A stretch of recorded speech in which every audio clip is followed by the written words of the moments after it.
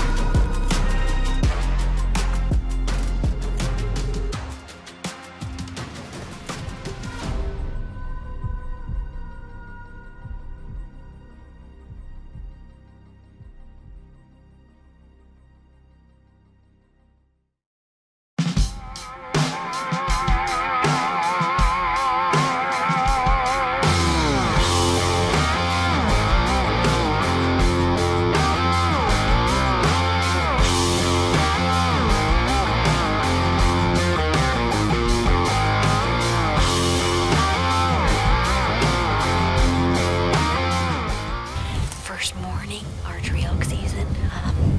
I've hunted this ranch quite a good bit of rifle season, and I'm really excited to be in here right now with a bow because it's a tough rifle hunt. There's a lot of heavy timber up on the face of these mesas. It makes the bulls really tough to find, and I'm hoping they're going to be screaming. We've heard some bugles already this morning and be able to work these timber basins and get some activity. Right now we're just cruising up on the four-wheelers and trying to close a little bit of distance and slip in here, and it's gonna be so much fun this week.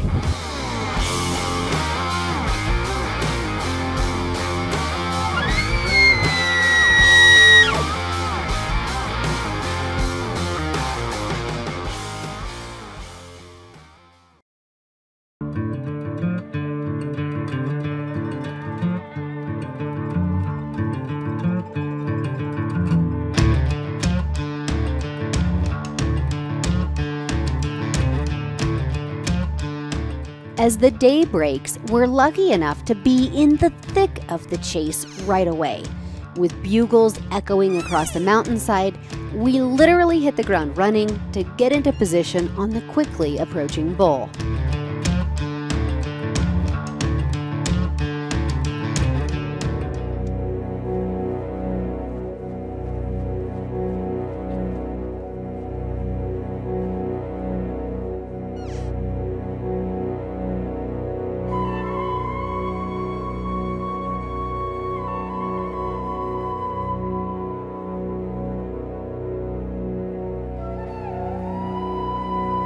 It's a game of chess, trying to find the best place to be when the bull steps out into the opening.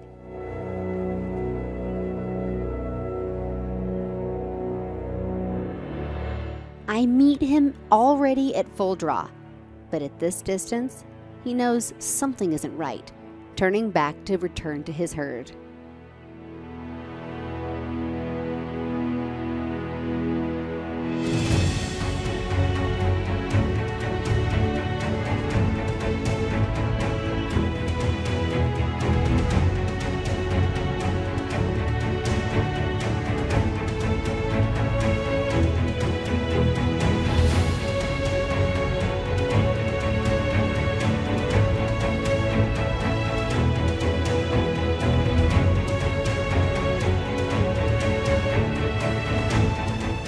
When he finally steps out, giving me that perfect broadside shot, he's safely out of range, and I make no effort to even draw my bow. I simply take in the glory of the moment, as this is what we live for in elk hunting.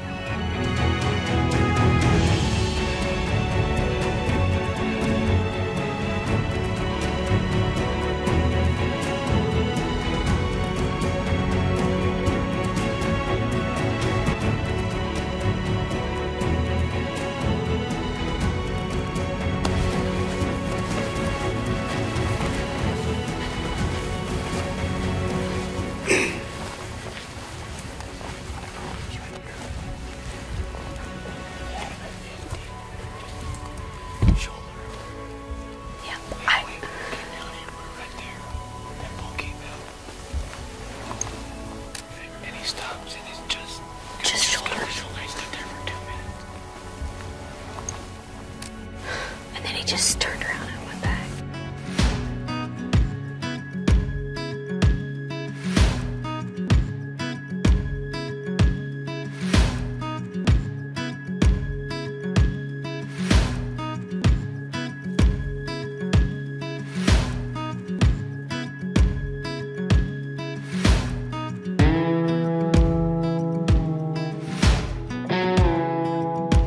These elk are bedded in a wall of manzanita brush.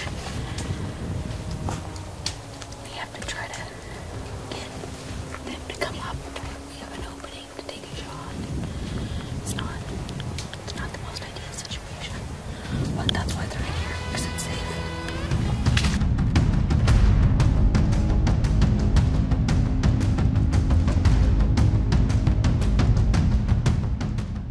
It is hard to describe the feeling that you have with a bull closing in. Your senses heighten in anticipation.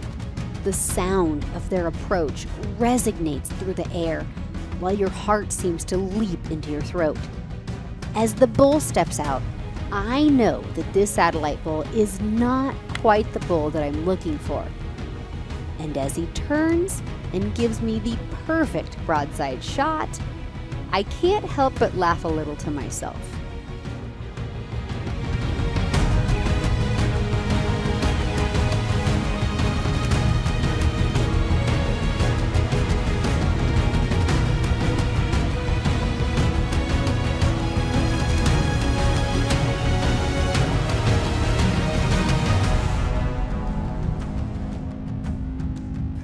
The wind just keeps messing us up. Fortunately, the bull that was starting to come in is one we really didn't want to go after anyway, and he got our wind and buggered out. But one of the bulls that we were on last night was going really good, but they dropped down back into the thick oak brush, and the wind's going down to them, and we just really can't navigate around in that stuff. They're really safe in there, so we're just gonna leave them and head up into the heavy dark timber and see if we can get something to answer up there and try a little bit different plan. Get out of this cedar and sage and hit the woods. So we'll see how it goes.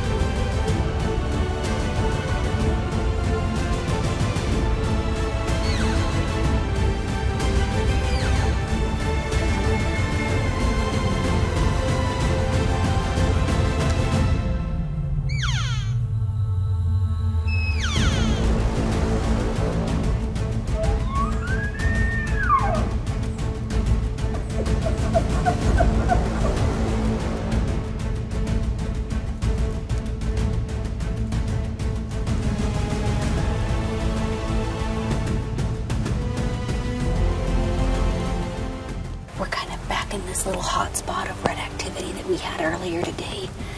Had a young bull come up through this opening. I passed on it. Had a small 6-point come out in range. As soon as he stepped out, he just didn't hold his position long enough for me to make a shot. There's still another bull, if not more than one bull, that's been bugling down below us. The rut activity today has just been unreal. It's been like a magical day.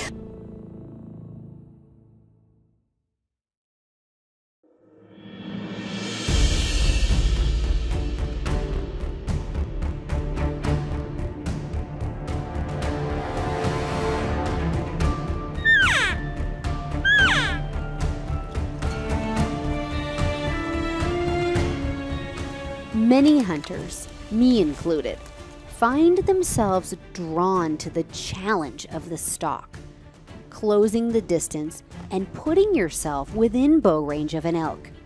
In thick cover, you often rely upon what you're hearing to best position yourself to an approaching bull. The decisions that you make will either set you up for a shot or blow the set altogether. These are some of the most intense moments in bow hunting.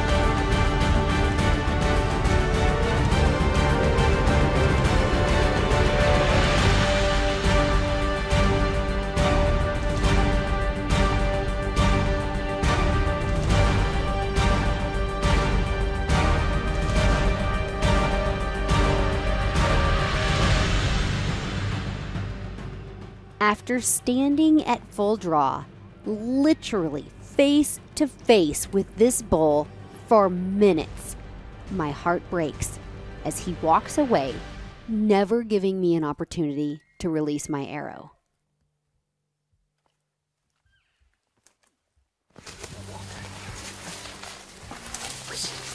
Earlier, 6x6 walked right up to you guys right here.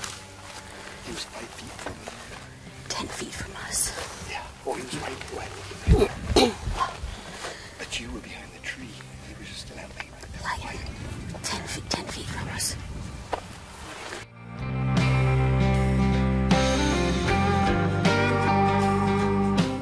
These moments, the close calls, the adrenaline rush, the highs and the lows. This is why I bow hunt. For me, there is simply nothing better.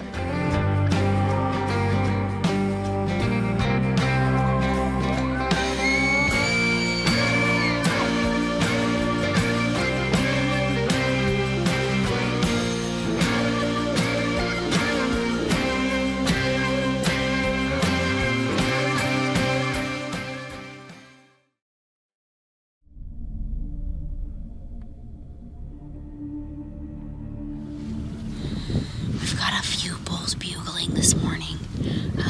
Nothing super responsive. It's pretty quiet all the way around. I'm trying to figure out which bull we might be able to get Dad into a position on and bring in so he can get a shot. It's just kind of a team effort on getting him set up and doing a little calling and trying to use our eyes and our ears to figure out what these elk are doing and where they're going and how we can get in front of them this morning. But it's always good, like it's September and we're hearing bugles, so it makes it perfect. It's super awesome.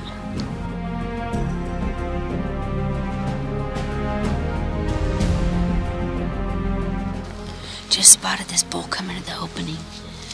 He's moving up the ridge to bed for the day.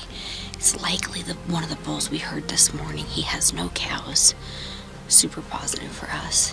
So we're gonna make our way up the mountain here and try to maybe get in parallel to him without him cutting our wind. Close the distance a little bit and maybe try to call him in.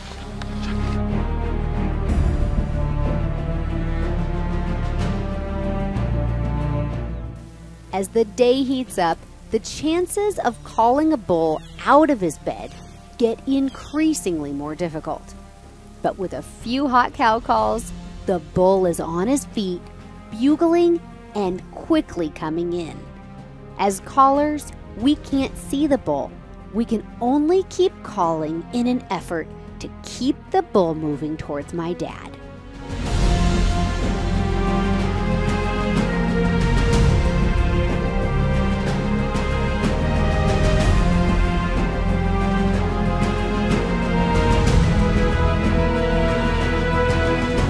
As I anxiously await, I'm thrilled when I hear my dad let an arrow fly and that distinct sound that it makes when it meets its mark. That high, right behind the shoulder. Yes. Watch smoking ball, too.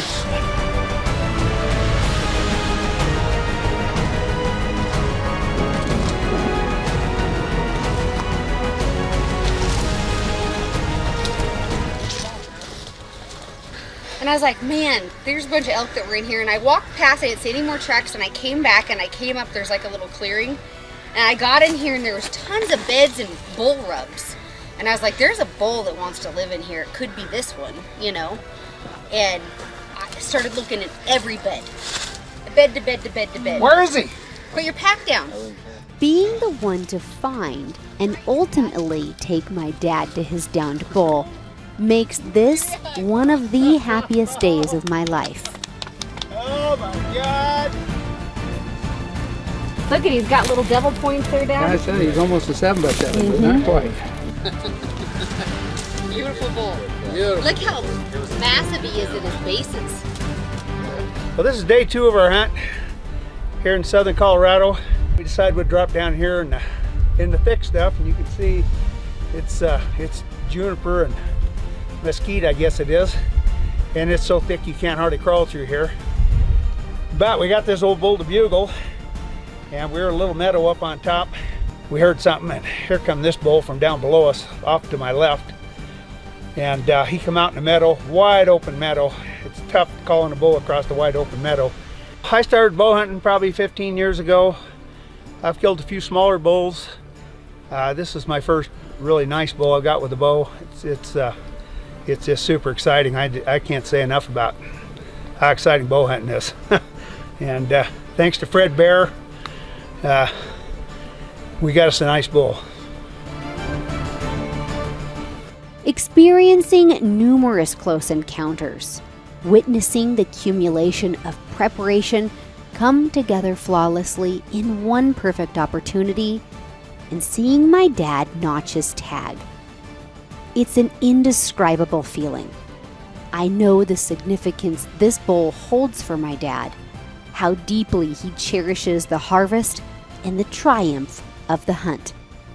This particular archery elk hunt will forever remain etched in our memories, a cherished tale that we'll recount together with friends and family throughout our lives.